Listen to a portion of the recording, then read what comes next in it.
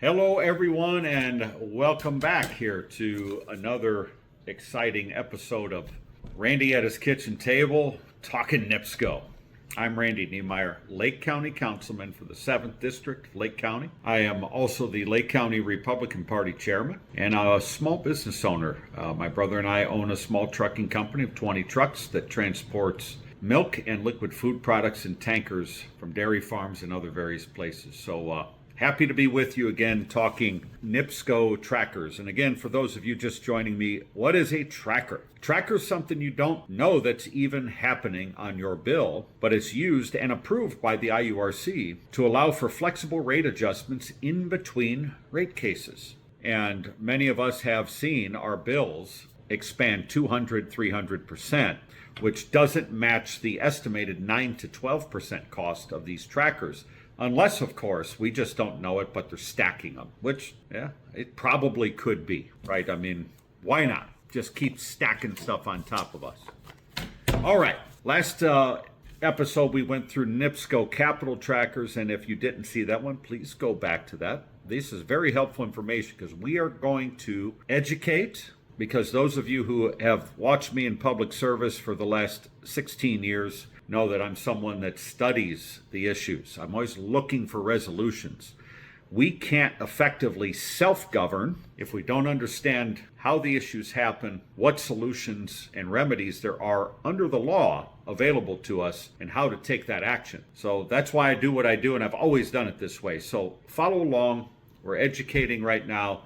And then we're going to have a call to action. We're going to figure out how to tackle this. So NIPSCO expense trackers. First one, EERM. And again, I'm using some notes, which I usually don't do, but this is a lot of detail. Environmental expense recovery mechanism. So again, those just joining us who think I'm crazy when I say the Green New Deal is costing you more on your NIPSCO bill, here you go. Just shows that, yeah, that is real. So what does this do? They refer to demand side management adjustment mechanisms, these DSMs. It's related to energy efficiency, which allow NIPSCO to recover costs from energy saving programs and initiatives. Whoa, I thought the Green New Deal had nothing to do with this, right? And if we're saving energy, why the hell is it costing us so much?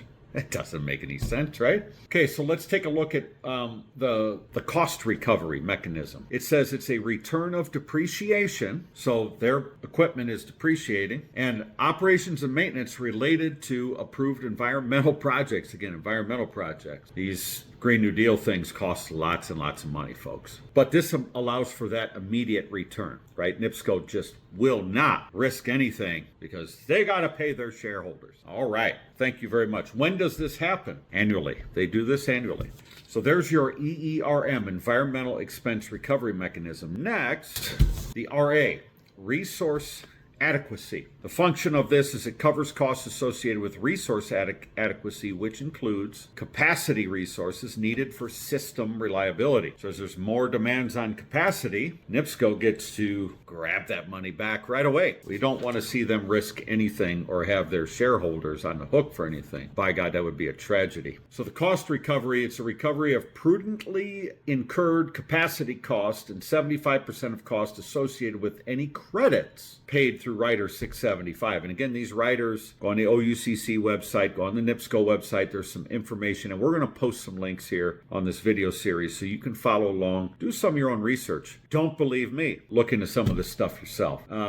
So that is your RA tracker, resource adequacy, and the filing dates of that are January 31st, July 31st, happens twice a year. Next exciting tracker, the RTO, Regional Transmission Organization.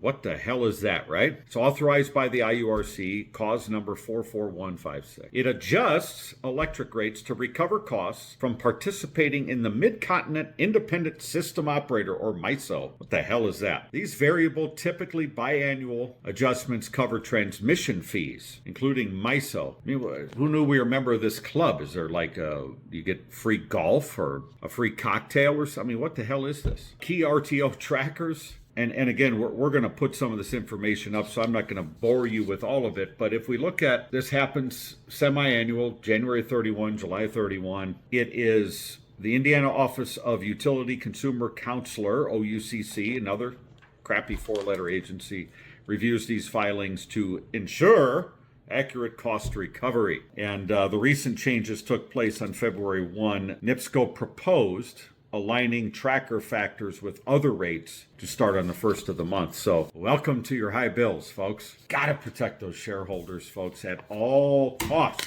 All right. Next, we have the DSMA tracker. Love all these abbreviations, right? Demand Side Management Adjustment. Again, these are all expense trackers. It recovers projected program startup, implementation, administrative costs, as well as actual evaluation, measurement, and verification, EM&V costs. Well, when I read that in my Indiana English, I say, it looks like that is a way to recover costs on programs that are started up that are mandates of some pie-in-the-sky energy program coming out of Washington, right? More bullshit that we have to deal with. The purpose of it is designed to fund programs that help customers reduce their energy usage and demand. You can't make some of this stuff up. It's so you're paying for a program in your rates that help you reduce usage. Sorry, folks. That makes zero sense. Costs are recovered on a forecasted and reconciled basis, meaning the tracker adjusts annually to match actual expenses with revenues. Again, NIPSCO has no risk. This is what we're kind of getting in this. Like in my trucking business, I take risk. And when I charge my customers, I have to stabilize my cost, right? I can't just go every month and say, well, the only variable that I have in my cost structure is a fuel surcharge. And that's transparent based on transparent factors that we share with our customers so they can track along with us. But NIPSCO, no. Yeah, it's forecast. Let's take a little guess here. No stabilization, just up and down, but mostly up. We all see it right now. Now here's the greatest part of this one. This is really going to make you feel good. Opt-out provision. It says an opt-out, not for you. Industrial and large commercial customers that meet specific requirements, in other words, a single site with at least 1 megawatt of electric capacity may opt out of the energy efficiency program and associated charges. So you and I have to pay for energy efficiency, which should lower our costs, but it's increasing our costs. How the hell does any of this make sense, right? It's almost like these people in NIPSCO came right out of DC, right? Because this is some stupid shit. All right, so next one. If it doesn't get any dumber than that one, let's go to the next one, because these are just so exciting. It's really difficult to put it down, right? So the next one and last tracker we're going to go through is called our Gas DSM. Gas DSM Rider 372 specifically covers the cost of demand side management and energy efficiency initiatives once again. So we're trying to make energy more efficient and then it costs more. Again, this is the dumbest crap I've ever heard of in my life. All right, so cost recovery, the recovery of the program costs related to approved DSM program. So whatever the hell they want it to be. These filings take place September 30, March 31, and these are projected cost trackers, right? So not real, but they're projected. We think it's going to be this. Let's pull that out of the sky and shove it into a bill for our ratepayers to pay. And again, we're going to be going over the NIPSCO dividends since the enabling statute that started this whole tracker mess